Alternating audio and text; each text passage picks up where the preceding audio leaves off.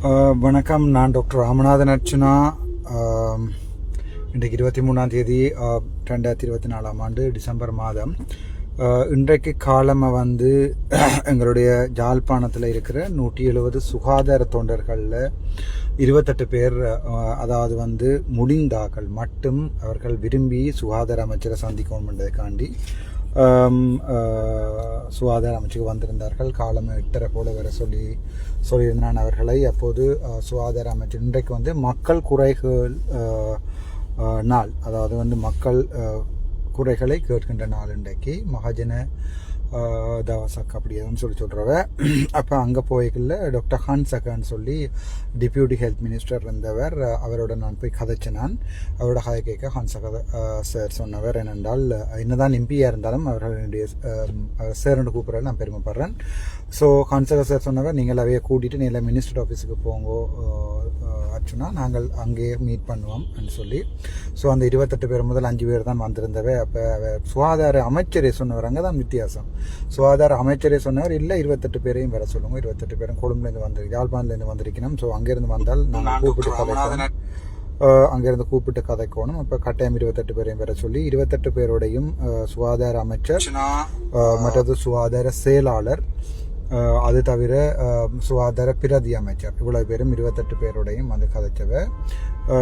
அவர்கள் கதைச்சு கொண்டிருக்கும் போது நான் அவர்களுக்கு சொன்னான், அதாவது என்னென்றால் சுகாதார அமைச்சில் அவர்கள் கதைச்சிருக்கும் போது அவர்களுடைய விடயங்களை, சுகாதார அமைச்சில் மக்களுடைய விடயங்களை அவர்களுக்கு நான் தெளிவாக சொன்னேன்.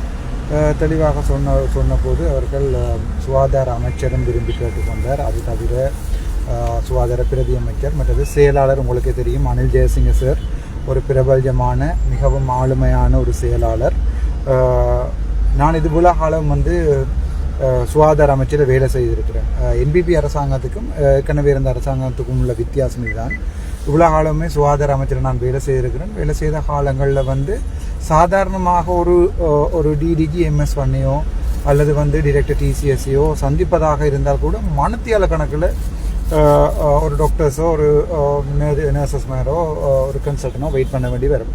ஆனால் ஒரு சுகாதார அமைச்சரை ஒரு யாழ்ப்பாணத்துலேருந்து கனிஷ்டராக ஊழியர்கள் நேரில் போய் சந்தித்து தங்களுடைய பிரச்சனைகளை அவர் டிரான்ஸ்லேட் பண்ண சொன்னது என்பிபி அரசாங்கத்தை பொறுத்த வரைக்கும் எனக்கு அவர்களோட வைத்திருந்த மதிப்பில் பல்லாயிரம் மடங்கான மதிப்பை ஏற்படுத்தி இருக்குது. முக்கியமாக நலிந்த சாராக இருக்கட்டும், அல்லது ஹன்சக சாராக இருக்கட்டும், அல்லது எங்கள்ட அனில் ஜெயசிங்க சாராக இருக்கட்டும், அவர்களுடைய சேவைகள் மிகப்பெரிய அளவில் பொதுமக்களை சென்றடையும் இந்த 5 வருடங்களில் எனக்கு எந்த டவுட்டும் இல்லை. அதை தவிர அங்கே எடுக்கப்பட்ட முக்கியமான முடிவுகள் என்னன்னு சொன்னால், அங்கே 84 பேருக்கு லிஸ்ட் போடப்பட்டு அந்த 84 பேருடைய யாழ்ப்பாண போதனா வைத்தியசாலையில் சம்பந்தப்பட்ட வைத்திய அதிகாரி 84 பேருடைய லிஸ்ட் போடப்பட்டு இவர்களுக்கு ஸ்பெஷல் பேட்ச் கொடுக்கப்பட்டு இவர்கள் எஃப்னா டீச்சிங் ஹாஸ்பிட்டலில் அடுத்த முறை வேலை கிடைக்கும் போது அவர்களுக்கு முன்னுரிமை என்று சொல்லி எல்லாம் வைத்திருக்கிறார்கள் ஆமென்னு சொல்லி முறைப்பாடு அளிக்கப்பட்டது. மிக தெளிவாக சொல்லியிருக்கார் சுகாதார அமைச்சர்.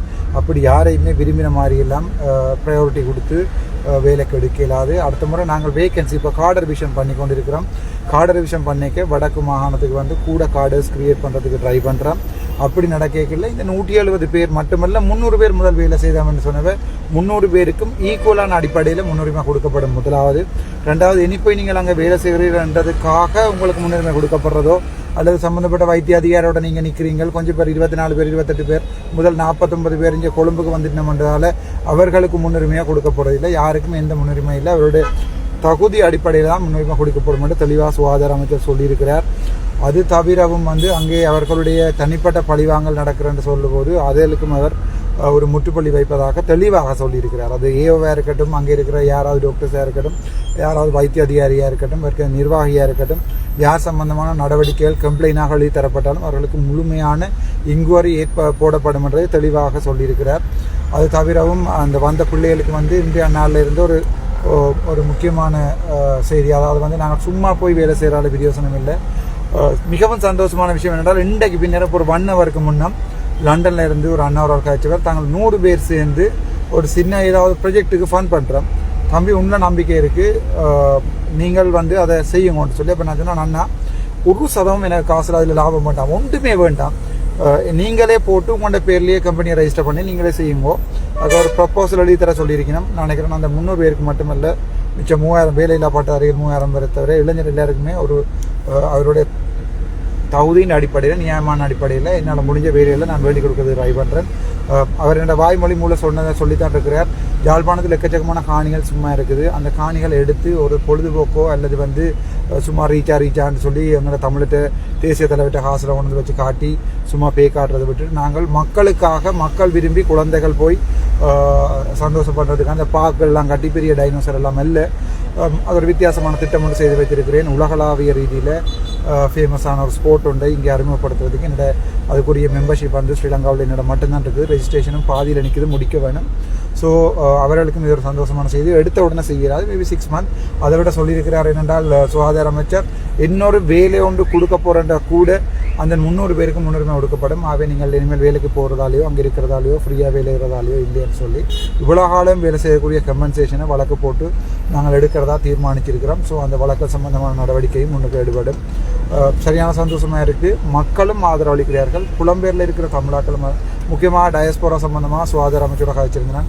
அப்போ ஏன் நீங்கள் நேரடியாக டயஸ்போராவோட கதைச்சு ஒரு சம்பந்தப்பட்ட வைத்திய அதிகாரிகள் மட்டும் கண் வைத்தியசாலை கட்டுறோம், காது வைத்தியசாலை கட்டுறோம் ரெண்டு இல்லாமல் என் சுகாதார அமைச்சு நேரடியாக டயஸ்போராவோட கதைச்சு அந்த பணத்தை நேரடியாக சுகாதார அமைச்சுக்கு எடுத்து அதை டயஸ்போராவில் இருக்கிற ஒரு 4 பேரும் டயஸ்போரா மண்ட உடனே கொட்டியை நினைக்க வேண்டாம், இயக்கம் மண்டு நினைக்கக்கூடாது, சாதாரண பொதுமக்கள் தான் இல்லை, நாங்கள் தான் அது அந்த சிஸ்டம்ன்றது உங்களுக்கு விளங்கினா சரி. ஒரு காலத்தில் 44,000 செத்தது வேறு வேட்டுக்கிற ஆசையில் இல்லை, அது நாங்கள் தான். ஸோ அது சம்பந்தமாக இருக்க விளங்கப்படுத்திருக்கேன். அவர் மோமெண்ட் சொல்லியிருக்கார். அது தவிர முக்கியமான ஒரு கவலைக்கூடிய விஷயம் என்றால் அந்த டிரெக்டர்ஸ் மீட்டிங் ஒன்று நடக்கிறது. அந்த டிரெக்டர்ஸ் மீட்டில் வடக்கு கிழக்கில் இருக்கிற ஹாஸ்பிட்டல் டிரெக்டர்ஸ் அவ்வளோ பேரும் எனக்கு எதிராக முறைப்பாடு செய்து கொண்டிருக்கிறார்கள் என்று சொல்லி மிகவும் கவலைப்பட்டு சுகாதார அமைச்சர் சொன்னார். இப்போ எனக்கும் அது கவலையாக இருக்குது. நீங்களும் என்னோட சீனியர்ஸாக, என்னோட ஜூனியர்ஸாக, என்னோட படித்த நீங்கள் இப்போ நீங்கள் என்னையை இப்போ நான் ஒன்றுமே இது வரைக்கும் செய்யலை. இதுவரைக்கும் யாருக்கும் எந்த கெடுதலும் செய்யவும் இல்லை. யாருக்கும் இதை தனிப்பட்ட பழிவாங்கல், தனிப்பட்ட வழக்குகளோ ஒன்றுமே ஒரு வைத்தியர்களுக்கோ வைத்தியாதிகாரிகளுக்கோ போடப்பட்டதில்லை. நீங்களாகவே ஏதாவது கம்ப்ளைண்ட் பண்ணி என்ன இல்லாமல் பண்ணாமல் நினச்சிங்கன்னு சொன்னால் சனம் பார்த்துட்டு இருக்காது. மற்ற வேலை செய்கிறார்களுக்கு விளங்கும் நீங்கள் இண்டிவிஜுவலாக தான் செய்கிறீங்கன்னு சொல்லி அது சுகாதார அமைச்சர் சொல்லிக்கும் சரியான கவலையாக இருந்தது. இப்போ உள்ள இருந்து கைக்கே சொன்னால் நாளைக்கு ஐயா எனக்கு அப்படி எந்த இதுவும் இல்லை, நான் இன்னும் 5 வருடத்துக்கு பிறகு அரசியல் செய்கிறதாகவோ அல்லது அரசியலில் தான் என்னுடைய வாழ்க்கை போகணுமெண்டோ அப்படி இல்லை. எனக்கு படிக்க ஆசை, படித்து கொண்டிருக்கேன். அதே மாதிரி எல்எல்பியும் திருப்பி ஸ்டார்ட் பண்ணிட்டேன். அப்படி என்னுடைய கனவுகள் வேறு நலிந்த ஐயா எனக்கு இப்படி ஹேரத் ஐயாட்டையும் சொன்னேன், ஹன்சக் ஐயாட்டையும் அப்படி எனக்கு ஒரு எந்த ஒரு இதுவும் இல்லை. பட் அவர்கள் என்னுடைய சார், நான் ஒரு பொது சந்திப்பு நடக்க அவருக்கு என்னுடைய சார், பட் இங்கே அவை என்னோட சேம் எம்பிஸ். பட் என்ன இருந்தாலும் என்னுடைய சீனியர்ஸ், முக்கியமாக டாக்டர் அர்ஜுன திரட்ன சார் இன்றைக்கு வரையில் சார் என்னுடைய பாஸ். அது மாதிரி அனில் ஜெயசிங்க சார் ஒரு காலத்தில் நான் விரும்பி பார்த்த ஆளுமைகளில் ஒரு ஆள். ஸோ என்பிபி அரசாங்கத்தோடு சேர்ந்து அவர்களை பாதிக்காமல் அவர்களுடைய நல்ல விஷயங்களுக்கு மட்டும் நாங்கள் ஆதரவளித்து ஒரு நல்ல இலங்கையை தமிழ் முஸ்லீம் சிங்கள என்ற வேறுபாடு இல்லாமல் கட்டியெடுக்கணும். அதுக்கு நீங்கள் எனக்கு ஹெல்ப் பண்ணணும். இதில் எந்த ப்ரொஜெக்ட்லையும் நான் எந்த சதமும் கொண்டு போக போகிறேன் இல்லை. நான் அப்படி கொண்டு போனால் நீங்கள் ப்ரூவ் பண்ணலாம். கிட்டத்தட்ட ஹாஸ்டலில் கூட வெவ்வேறு டிஸ்ட்ரிக்ட்டு பிரித்து கொடுத்துருக்கேன் வேலை செய்ய சொல்லி. சில பேர் கேட்பினா சில வண்டி மைந்தன் தளங்களில் அப்போ நீங்கள் இதை போடலாமான்னு சொல்கிற ஒரு ஆள் தன்னுடைய சொந்த பேங்க் அக்கௌண்ட்டை போட சொல்லுங்கள். எனக்கு காசு பெறுமதியை சொல்கிறேன் என்றால் நான் அதை சொல்கிறதால வேறு சட்ட சிக்கல் வருமென்றதால எனக்கு சொல்ல இல்லாமல் இருக்குது. மற்றபடி நான் யாரையுமே ஏமாற்றி செய்ய வேண்டிய தேவையில்லை. Thank you so much doctor Ramanathan.